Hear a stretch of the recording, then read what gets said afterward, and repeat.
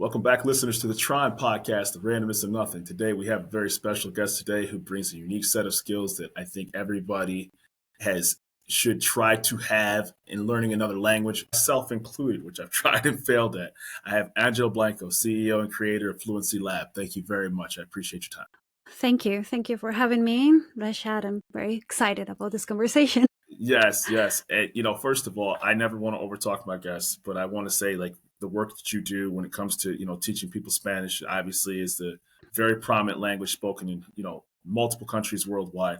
Tell me a little bit about your background, please, and how you created Fluency Lab. Sure. I've been an educator my whole life. I don't talk about being a teacher or a professor. I like education, something that I started doing since I was very young. I learned something and I was finding the way to teach it to someone else. I really like sharing the information. For sure. I started with music. That was my very first thing. Awesome. That was my way of, getting some extra money for myself when I was in the university. So that was cool.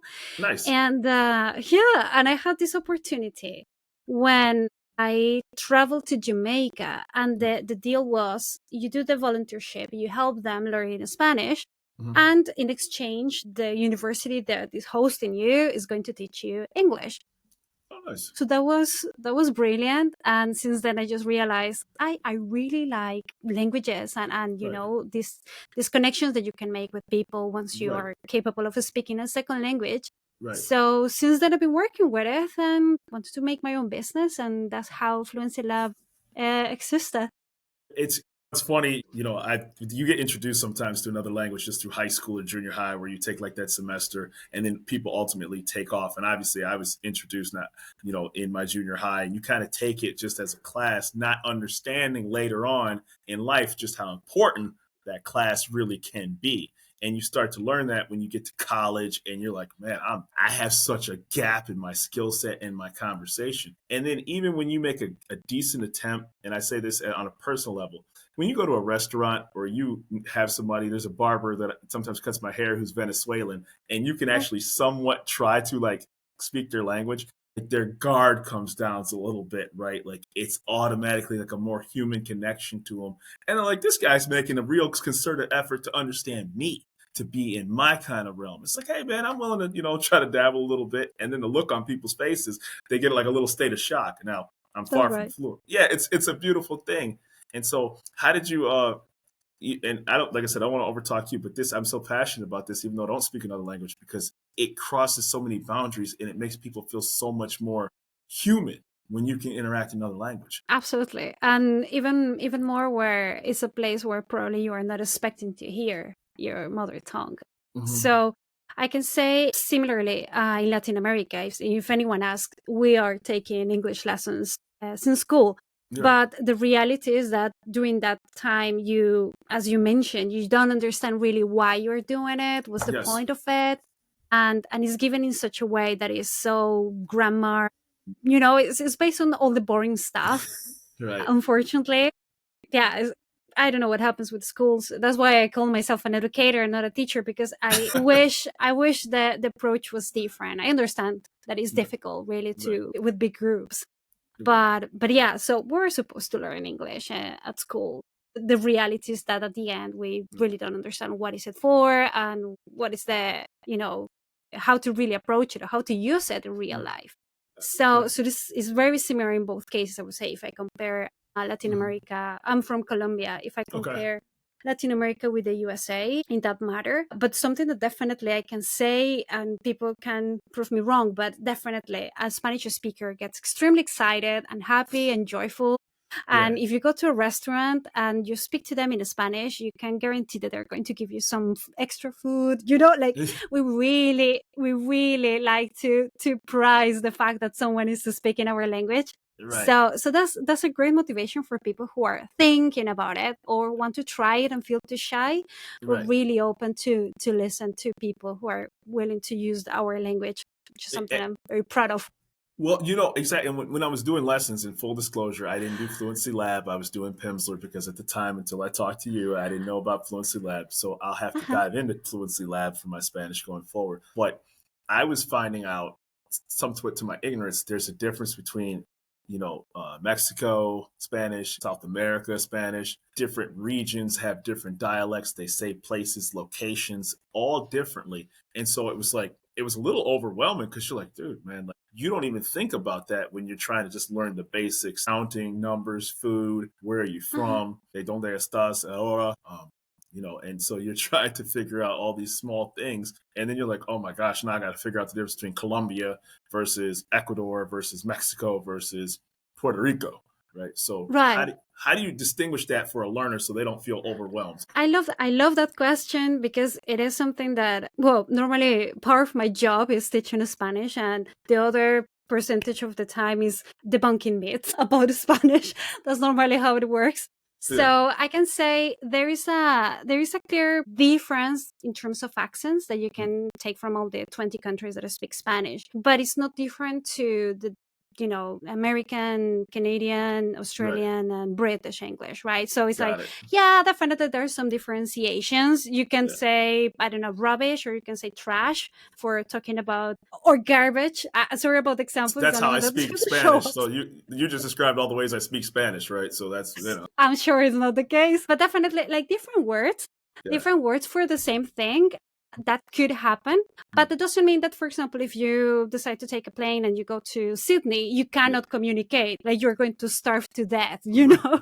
So that's all what I say to my students is like, don't worry, because Spanish is Yeah. Spanish. It might Right. have some slang or Right. some different speed, but it is Regional. not different to New Yorker and Texan, Yeah. it's English, right? So it's Right. different rhythm. Maybe they're going to say pub, the other one's going to say soda, things like that Okay. in the Okay. same country. So something Right. like that happens with Spanish. So don't worry too much about it. Oh, Is the numbers are the same, yeah. the places, the food is the same. It's Oh my just gosh. about getting those little nuances. But Right. that's something you worry about only when you are in a very advanced level, that you say, well, I want to talk to an Argentinian and Right. I need to get these words right so I don't get any misunderstanding. But apart Right. from that, you can build a conversation with anyone. Yeah, because when I was doing Pimsleur, I did Duolingo. This isn't a slam on Duolingo, but it felt more gamey, kind of a little bit, right? Like it didn't feel like Yeah, you I was collect words. right. Like, and it's not a slam on it. I'm sure lots of people are successful at it, but I was geared more towards when I was repeating things. And first of all, I found Uh-huh. out that I had to do it every single day because you lose it after like a week if you're not consistent with it and you're not actually speaking it and you don't, but to your Mm-hmm. point, like they were saying, even you would even say like Mrs., ma'am, sir, different in per country depending on who you're talking to and where they are. I don't want to say in society, but how you address people can differ per country. They may correct you, Mm-hmm. but at least you've got somewhat of a basic language, so to speak. Yeah, well, the idea is to go for the one that works in most countries, I would always say. Or it depends a lot on what you want to do. If you say, Mm-hmm. well, I really would wish to go to Puerto Rico and Right. being able to communicate with people there, probably I rarely will visit Peru. Right. You just start making your choices based on that.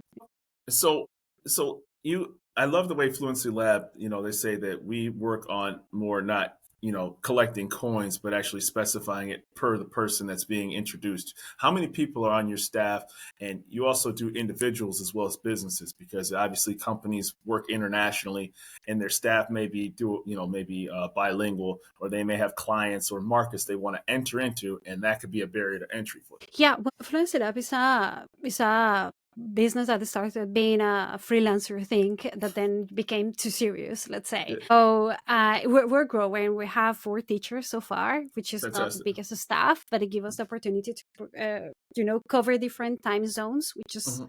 very important for me in that matter, because being one-to-one sessions or Right. for corporate, you need to adapt Of to course. people's working hours or free time, sometimes Saturdays, sometimes Sundays. Right. So that's our team. Our main goal is to really think about that person objective, because, for example, I'm just giving you a nurse that wants to learn Spanish. It's going to have Absolutely. completely different set of priorities and needs. Right. Also, depending on the state they're working. For example, if they're working in Michigan or they're working in California, Right. They're going to encounter different cultural backgrounds in the Latino Correct. population, something that people sometimes, when they start digging on it, start finding out. It is that the Right. cultural background of the Latino population, depending on the state, and also the conversation. Right. So I would, talking about the way to dress in Mhm. healthcare, I would always go for señor, señora, usted, Right. because there is Formal. a For. bigger distance and is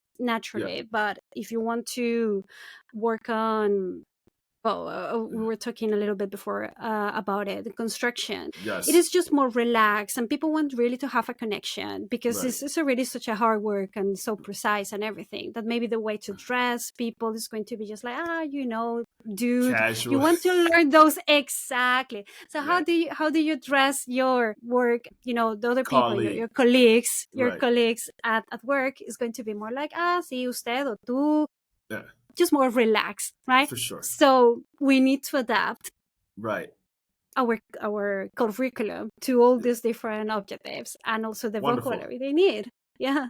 I thought what was fascinating, even when I was learning Spanish, the one thing that I had problems with was when people talked fast, right? Because like if I mean it was like because it would I no disrespect, but it was like I just mentally wasn't picking up how fast they were talking. And just like, oh my gosh, like I could hear certain words and certain verbs. And when you write Spanish down, you can kind of make out sometimes what word it is in the English translation, Yeah. but it's like when people speak it, the speed is where it really struggles a little bit at because it's just them having their natural flowing conversation amongst themselves. Mhm. And you're just like, yeah, this is, I'm at kindergarten level right now, preschool level right now, and I just can't keep up with the speed of what you're talking at.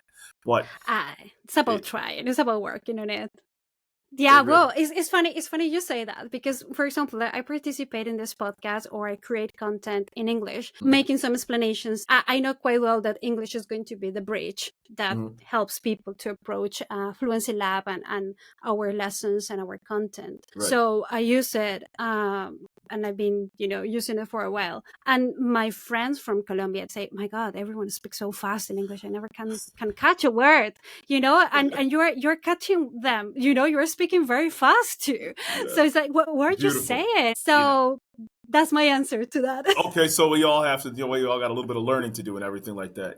But I think also too, and I say this very respectfully, like movies help, right? Because a lot of Oh, movies yeah. are overseas, and I don't know what you were exposed to, so I'm certainly not going to assume.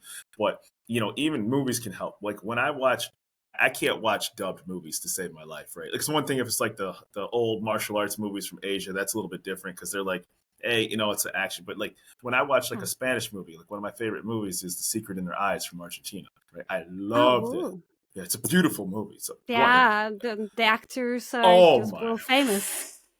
I mean, it's one of the greatest. I just caught it like on like 10, 12 years ago or something like that. It was just random. And I was like, holy smokes. It was a phenomenal movie. I couldn't Beautiful. imagine watching that movie dubbed because it would have took away the emotional connection of how they're talking to one another. I don't want to hear some guy speaking English in this very Uh-huh. serious crime drama movie. And I'm not spoiling it for people who haven't seen it, but it would have took away from what was taking place hearing that in English. And even though I'm reading subtitles, it meant more to me watching that Mhm. movie like that. There's an emotional connection. There's a cultural learning that you're learning about somebody's history, from Spain, from how things were colonized/conquered. That's a different topic unto itself, but how the language began to spread. You have more Correct. appreciation of it when you actually listen to it in its native language. Wow, it's interesting you mentioned that because normally I get excited about these things, and Yeah. this is kind of my geek side, my nerdy side. But I but mean, I'm very happy that you too yeah. understand that obsession. Yeah. Definitely, yeah. And there's so much what you say, the nuance and the way that people are choosing between one word or the other. Yes. When you are looking at this dubbing, or more than the dubbing, when you use the subtitles, you realize after learning Spanish for a while Yeah. that the choices are different, right? So Right. something that the best expression in English is not going to be translated literally into Spanish. And Correct. that gives you some clues about the culture and how Right. people decide to use one way or one visual Right. expression, let's say, Right. over other one, or an idiom over the other Right. one. So that's great. Something that only subtitles give you. Or like, and not to get down that wormhole too much, a scene can be very serious and the person saying it in Spanish, but if you hear it dubbed in English, it almost turns in kind of a parody, so to speak, where it's not serious. Yeah, like this person can have an emotionally breakdown moment, and next thing you know, you hear this guy from Texas talking, and you're like, it's not. It's Yeah, supposed to be. very standard and without emotion. Yeah, Yeah, yeah, that yeah. depends on the capacity of the voice actor to do the Right. dubbing. Sometimes, yeah, I Yeah, know what you say. it does. It does. But I hate to derail the topic. So real quick, so I was curious, like how is a structured lesson going on when you're onboarding somebody? Like company, individual. Well, let's talk about well, company normally go based on what the price is pretty much straightforward. We have to talk with the managers who Hmm. are the ones who are saying, well, this is the normal interactions that we have, Hmm. at work. And this is pretty much the moments where all the misunderstandings happen. Because, for example, in construction, definitely there is a money situation when misunderstanding happen. Like big misunderstandings can For mean, sure. well, accidents pretty much, but also wasting money or Absolutely. resources. Right. So it's like, okay, this is definitely the core of the situations we have to deal with, and Right. based on that we build our program. I know quite well that everyone is starting in a different point, because Hmm. some people have played with Duolingo or they did good at Hmm. school or Right. things like that. So what we do is to assess the level of English, of Spanish that people Right. have, and Right. based on that it's like, okay, we try to find a middle spot. Like, okay, this is not going to be too boring for the people who are already been walking for a while using Right. Spanish, let's say, on that journey, but it's Right. not going to be overwhelming for people who feels like it's the very first time they're approaching the language. and Absolutely. and small groups, I certainly believe that more than 8-10 people in a lesson is already giving us the chance to leave someone left and Right. maybe just scared or not participating enough. Oh, for sure. I think that exactly, and it's a language, so it needs to be focused on conversation. At the Right. end, that's what you want. You want to communicate, so you need to For sure. talk. You need to lose that fear of using the language. Yeah. And at the first time, everything sounds alien. It's like, what Oh was my that goodness. word, and why is the same? But Yes. idea and idea, what Right. things like that, and starting Uh, to get the sense of how we work. Yeah, but the idea is that everyone has a chance to communicate and to say some well, things in Spanish. yeah. Exactamente. Absolutely.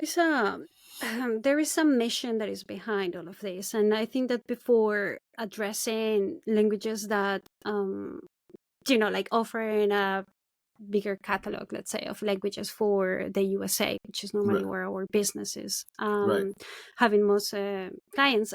What I want is to do the opposite as well. So helping Latino population or people in Latin America who Hmm. want to improve their English skills. Because after Right. all, what I think is, I see that I don't want to use words that now have a political meaning, but there is a gap between Hmm. these two cultures that I think needs to be solved anyway. Hmm.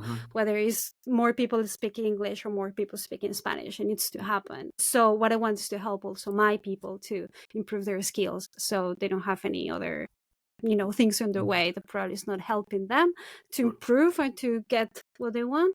So that would be probably the next step. Right. And it has been mentioned to use some English for construction, English for healthcare, but Well, depending a it lot could on it the could honestly context. be a life or death situation, right? Like when you talk about Absolutely. healthcare workers, right? So like, there's a lot of people who speak different languages that are in different that gravitate towards different industries. And that's not, a charged statement by saying that. You see a lot more different people in different cultures who may be in nursing, who could be in doctors, who could be in construction sites, than you would maybe in another field of work in your life. If you do have, that second language as a nurse, as a doctor, diagnosis, they can be more comfortable to reveal medical things or their health history, or they could not seek care because they don't necessarily have somebody who speaks their language, and they could have a very bad health condition because they don't have somebody that's able to communicate with them. And so it really could turn into a life or death situation.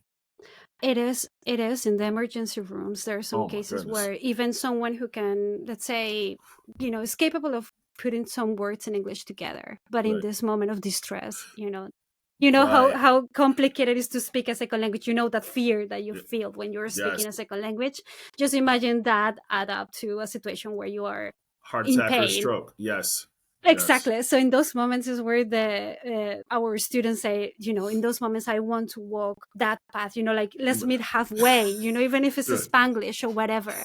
But at least there is a way that I can know that Yeah. you are right, that Yes. everything is okay, and Right. that you are being care of. So in Absolutely. those cases, Right. definitely what you say. Or sometimes people who are in a hospital and they're Yeah.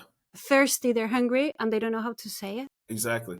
So it's those little cases, imagine. But yeah, Yeah, that can even make a small change. things, right? They don't have to wait for their nephew. They don't have to wait for their grandson, their son, right? Uh-huh. And you're just like, no, I can help you right here and there, right? And I mean, like you're talking like it's a stress relief for a family member who, okay, that nurse or that doctor or that patient aide can communicate with my mother, grandmother, aunt, etc. And it does make a difference. One thing I was fascinated about, when it comes to this, is the proliferation of AI. And I was watching your podcast where people are like, oh, I could just AI and learn another language, right? And we all know that, I'll keep it clean. Where do you, I'm sure you've had people who have tried it and came to you afterwards.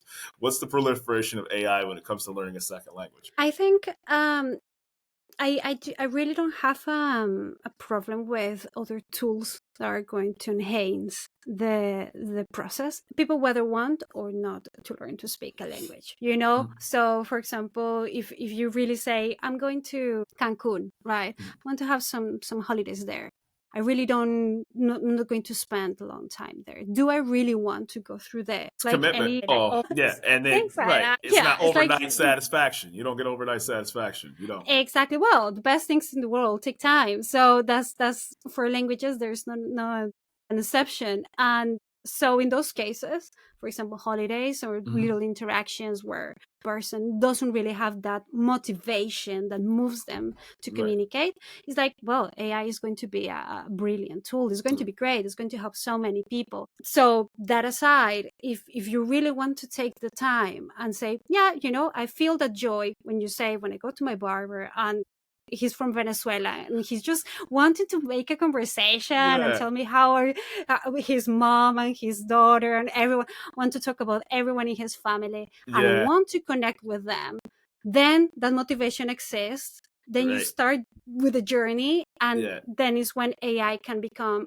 a good friend for you Right. to access information, I would Absolutely. say, but it's not going to imitate. I think Long that to the term, same, not a. it's not going to be a human. We know quite well that everyone who has Mm-hmm. to spend some time talking with ChatGPT or Right. with Anthropic or Claude or whatever is going to tell you, yeah, well, it's very helpful, but I Right. still want to talk with my family. I still want to talk with my friends. It's not It's going to not a replace a substitute. human. Exactly. So use it. I think this is brilliant. It's going to speed up the process because now you have someone who can give you the right answer right away Right. about, well, this is how we say it in Mexico and this is how we say it in Right. Argentina. And Right. but it's not going to ever replace that sensation of, okay, this is real, and now I have to speak Spanish with a Spanish speaker in real life, Right. and there is no one else helping me. I think Um, that's I mean, unique. and not only that though. Let's just put it honestly. Like, if you're gonna hold the phone up to the person like this in their face and speak into this, and then you translate it, you speak in, you go back, and then they're like, dude, like it gets to the point where like, okay, one or two sentences maybe, but at some point there's not that actual dialogue taking place with somebody. Where it flows. It becomes more of like, speak this so I can say this, speak this so I can say this, and it's not the same, right? No, never. It's not going to be the same. Is that now that you mentioned that conversation, we made a distinction between transactional conversations, Right. where it's like about, food, or I'm lost, I need to go to the terminal, blah blah blah, Mm-hmm. and connection. It Mm-hmm. depends on what you want to do. If it's for Correct. transactions, go for it. Use AI because it's going to be 3-4 words and you have it Right. done. And thank you very much, ni Right. hao, whatever, depending on the language you're speaking, and that's it. But if you really want to connect and feel part of a group, AI is, people are not going to be in the salsa bar looking at the screen. No. It's not going No. to happen. No, it definitely, and even, like I said, even when I try to order food, I'll try to say it, if, because I love, Spanish food really well. And I really, Mexican in particular, because that's what's near me. But, I'll try to order in Spanish. And even if I butcher it, I'm like, you know what, that's a little feather in my cap for at least attempting it. And they do, Hmm. the staff is very receptive to it. They may chuckle, and rightfully so, right? Because I butchered it. But it's at least I'm trying to, I don't want to say, it's like a respect thing that I'm going to come in here and at least attempt to try to bridge some sort of conversation here. That I'm willing to Yeah, put myself out there, look corny, but at least try to order in your language, so to speak, right?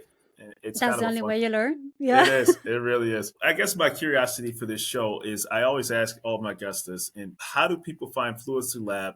Where do they find Angela Blanco, your services you offer, and everything that you do? Well, we have our website, which is fluencylab.co. That's the place where you can find the services. When you say that we have some B2B, Hmm. definitely. So we talk with we work with businesses, but there is another side that is very strong and is the one I'm very grateful of.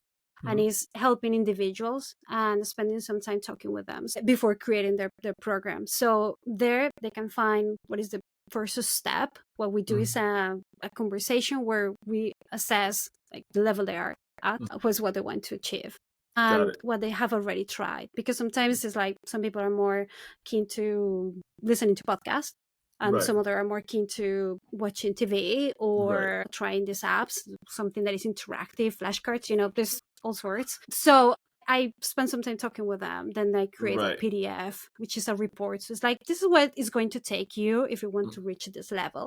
We Okay. can help you this way. So Yeah. that's normally the entrance to the process. Yeah. Got it. And on Instagram, also at fluencylab.co. That's Right. our profile name. And you're going Right. to find some content that is going to like little tricks and little recommendations for improving your Spanish as well. I do want to make sure because I've almost failed to ask this earlier. What differentiates you from because people have so many different options out there, right? And we've all Hmm. somewhat tried it, dabbled in it, watched it between a commercial, and then felt good, like we knew one sentence and like gave ourselves that little, thumbs up. So, what's your Mhm. differentiation model from all those competitors that are out Well, there's so many different ways of approaching learning languages. I think that our main goal, and that's why Fluency Lab is called that way, is that we spend some time helping you to understand the process of learning. there? So it's not that you are going to sit in front of me on a camera, on a video call and expect me to, provide you with the language and lead the lesson all the time. It's like Hmm. there is a percentage of responsibility on your side. Right. So we normally give some tasks, some things based on what has been proven to help Okay. acquisition of any language, and Right. say, well, you have to prepare this, you have to work on this. If you are an Right. engineer, you're Yeah. probably going to be a bit more logical, so we give you some tasks related to Right. grammar, The logic, because this structure. because Yes. it's something that keeps the motivation for that person. But if Right. it's someone more social, it's like, have a look at this video and we're going to have a chat about it during the lesson. So you have to prepare some things. It is about encouraging you taking responsibility in the process. So at the end, you're autonomous. We don't want you to be depending on us for years to an end. But did you Right. say, okay, I know how I'm learning, I know how Right. I can acquire the language, and this is a great practice for me. Like the conversations that we have during the live sessions Yeah. are meant to, put that Encourage that. into practice, not Right. giving you rules and Right. notebooks and things like that. That's Oh, that's pretty much how I can because explain it. I think people when they start thinking about teaching another language, think they're going to get like a homework assignment, and then if they pass, Exactly. fail, right, it can be in that nature. Angelo Yeah. Blanco, Fluency Lab, I really appreciate your time. I definitely need to pick up from where I left off at, and hopefully I can do it through your company because at the end of the day, the world is global. We're bigger than the zip code we're in, and the world is a very large place, and it always helps to learn another culture. Yeah, and you will love it. Spanish is a great language to learn. It sure is. Appreciate your time. Thank you. Well, thank you, Rashad. Gracias. Bye. Gracias.